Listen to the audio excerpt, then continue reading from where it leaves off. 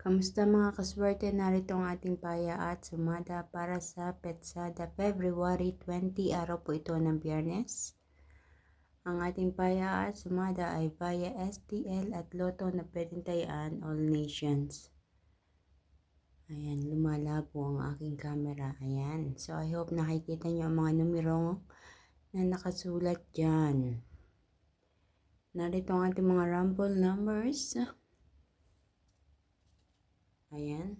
Meron tayong 18, 9, 27, 4, 22, 20, 2 at 7, 16, 34 at 25. Para naman sa ating batas or ipit na numero, meron tayong 26, 3, 17, 8 at 21. So, kung meron akong nakalimutang ilagay dyan na napansin nyo or nakita nyo dyan sa ating rumble number na butas or ipit na numero, kayo na po bahala magdagdag at mag-adjust. So, saan ba natin kinuha yung mga butas or ipit na numero? Diyan din po mismo sa rumble numbers. Ika nga kung alin yung butas or ipit na numero, kalimitan yun ang tumatama. Kaya inilalagay ko yan as an optional mga kaswerte. Nakadepende sa inyo kung gusto nyo pumili din dyan. Good luck. Para naman sa ating lucky pampiyang, meron akong anihanda dito dalawang numero, 77, 99.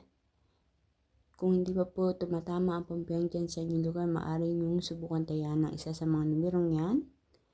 At ang ating lucky tips pares, 8, 22, 27, 21, 7, 16 at 18, 26. Ako po mismo ang nagpares niyan.